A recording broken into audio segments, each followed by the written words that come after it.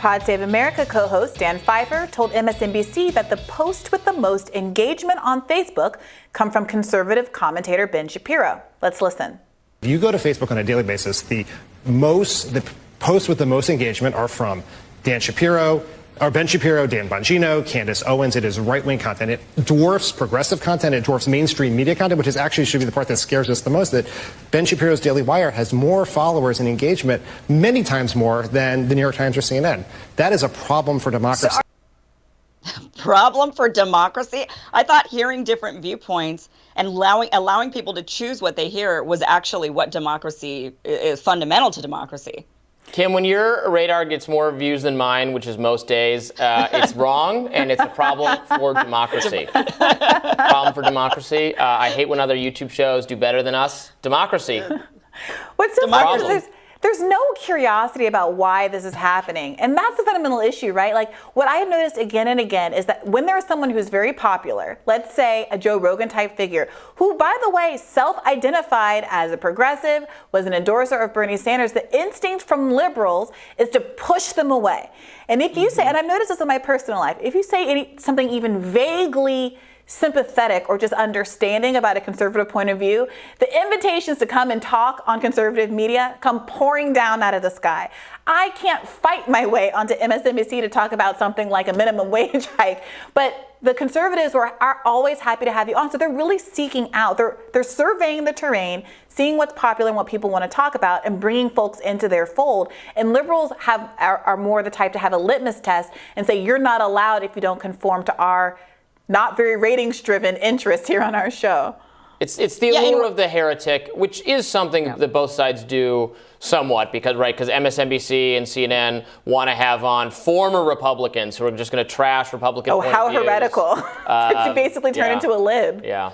But you're right, conservatives want to bring on when they find progressives or liberals who depart from the new progressive orthodoxy, particularly on speech or on maybe gender issues or race or something. Yeah, they hold them up on a platter. They want to platform them all the time.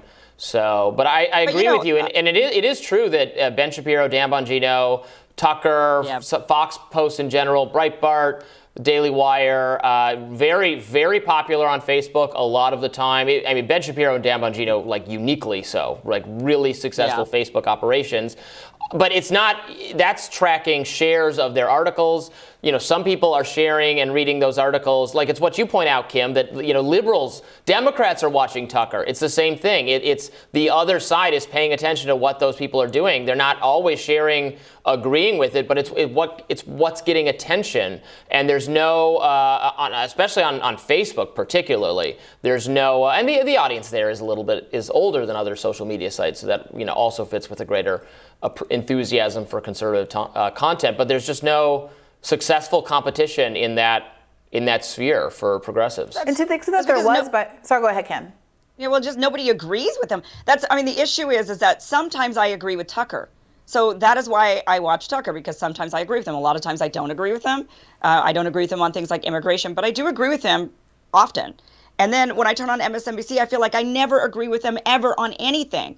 And I think that's what's gone on. So many people are, I would sometimes turn on the radio and I'd hear Glenn Beck talking, and I couldn't believe my ears that I was actually agreeing with him on something. And I just sit there and am I agreeing with Glenn Beck on something? I mean, this is just really bizarre. But I do find myself agreeing with him from time to time. But again, not agreeing with people that are supposedly representing the left or Democrats, hardly ever agreeing with them. And I think that is the majority. And that is something that MSNBC and CNN and these other really, Pod Save America, these other really liberal outlets, they're failing to understand, is that people will at least connect sometimes to some of these outlets and hardly ever to them. And that is why they're getting the actual engagement on the other side of the aisle. It's not that we agree with them all of the time. We don't. But it's just that it's enough of a time to say, well, this is something I'm willing to share, something I'm willing to connect into. Well, specifically for me, it's not substantively. There's little to nothing I substantively agree with Tucker Carlson about, and there's plenty substantively I agree with people on MSNBC about. But I don't watch shows to confirm my priors, and they're not even particularly informative about how I can bolster my arguments or be better informed. What I do think that Fox News does is critique power in a way that the liberal stations don't. So I think that the critique is often incorrect. I think it's a kind of faux populism. I don't think it's legitimate, but at least they will identify legitimate problems with the government and with the current administration that is very hard to find on MSNBC or CNN, where it's basically coming up with excuses as to why everything is not Joe Biden's fault. Sometimes it is, sometimes it isn't, but there's no government accountability that really comes through on the liberal corporate channels. To round out this, I probably disagree with virtually everything I hear on all three of them. I don't agree with so much of what I hear on Fox. I don't agree with so much of what I hear on CNN and MSNBC. So, Fox News, though, continues to reign supreme on cable, with its audience growing while rivals' view decline. The network drew 2.27 million total viewers in primetime, up 4%, not 40%, up 4% from May. This while MSNBC averaged 1.02 million, down 32%, and CNN averaged 660,000, down 28%, all according to Nielsen figures. Those are some low numbers. Yeah, low. But again, it goes back to, I turn on Fox and sometimes I actually agree with them, and it feels good to sometimes agree. When I turn on CNN or MSNBC, all I do is get angry, and I don't want to be angry all the time, right? I want to at least sometimes nod my head in agreement with something I'm hearing, and then I hear something else and I say, oh no, that's not, and then I hear something, oh okay, yeah. I mean, that's what people usually want to do when they're watching the news, is they want to have that experience. They don't want to just disagree all the time. So I just think there's more independents agreeing with the conservative view, with the supposed conservative. I don't even know if you want to call it conservative or liberal. I don't know which is which anymore. But there's so many more independents, I think, who have been always Democrats their entire lives. Even my dad. My dad has been a Democrat through and through, hippie. He protested the Vietnam War. He's that kind. Drove a Volkswagen bus. He still has it in the garage. He's that guy. And he even will turn on sometimes Fox News and go, I cannot believe I'm actually agreeing with these people.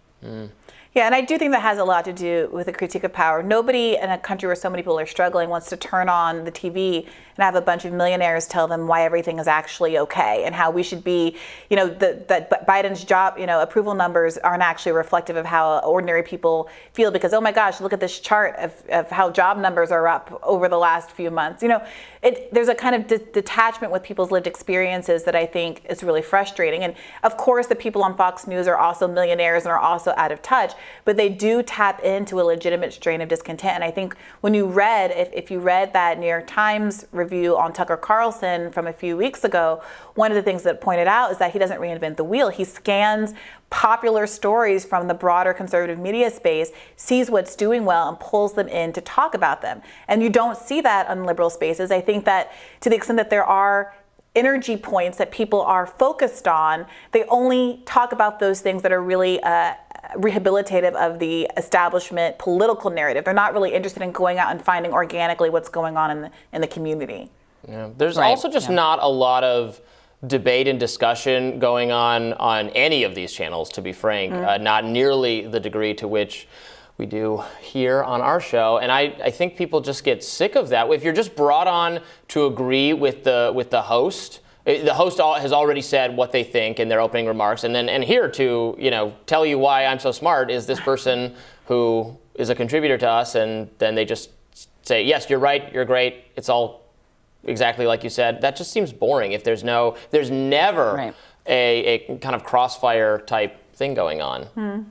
But yeah, that's what I mean. People like to watch, and they like to have the experience of, I agree with you here. Oh, I don't agree with you, but it's okay. I'm not canceling you or shutting you off or hating on you because I might it agree doesn't have with to the be next thing you loud say. and angry shouting at each other. I think that is totally unproductive, and I'm glad that model has kind of gone away. But there should be actual. Whatever. Be quiet, debate. Robbie. You don't know what you're talking about. Be quiet. How dare you try to cancel me? Kim Iverson is trying to silence me live on television. All right. Get out of here. What's that? Get out of here. Yeah. All right. We're all going to get out of here. Until tomorrow, when Jordan Cheriton and Amy Tarkanian will be here for our panel. And we'll continue to follow the latest debate on gun control. Be sure to like, share, and subscribe so you never miss an episode. And if you want to listen to us on the go, all of our shouting, screaming matches, you could do that via podcast. Get us everywhere you download them. Thank you guys so much for watching, and we will see you tomorrow. We're canceled for the day. Bye.